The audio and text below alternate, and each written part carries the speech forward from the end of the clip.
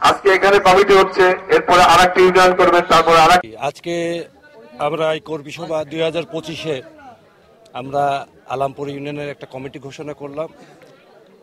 আমাদের উদ্দেশ্য হচ্ছে আমাদের তারেক জিয়া কর্তৃক নির্দেশিত রাষ্ট্র মেরামতের 31 দফা।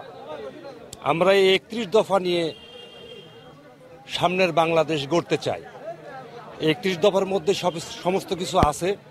এই 31 দফার মাধ্যমে আমরা সামনের সুন্দর একটা বাংলাদেশ আমরা গড়তে চাই। এইটাই আমাদের উদ্দেশ্য, এটাই আমাদের তারেক জিয়ার নির্দেশ। জিয়া মঞ্চ এটা হচ্ছে যে আমাদের জাতীয়তাবাদী দলেরই আদর্শের সৈনিকেরা।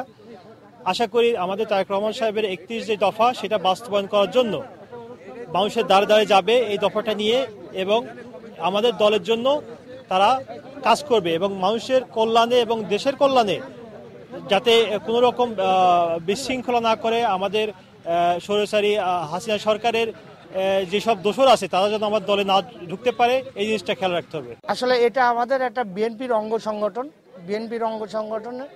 এরা বিএনপির অঙ্গ সংগঠন। এদের মানে দীর্ঘদিন এই সংগঠনের কোনো কার্যকারিতা ছিল না। ইতিমধ্যে দেখা যাচ্ছে 5ই আগস্ট ফ্যাসিক হাসিনাকে পতনের পর থেকে আমরা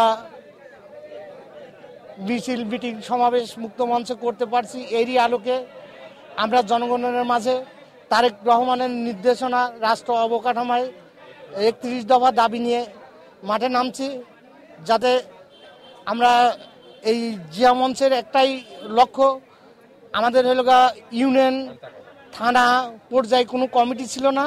আমরা ইউনিয়ন থানা পর্যায়ে সমস্ত জায়গায় এই কমিটি নিয়ে জনগণের মাঝে ভোটের জন্য আমরা আসতে চাচ্ছি। আজকে কুষ্টিয়া সদর থানার অন্তর্গত আলামপুর ইউনিয়নের কর্মী সভা এবং কমিটি ঘোষণা করা হলো।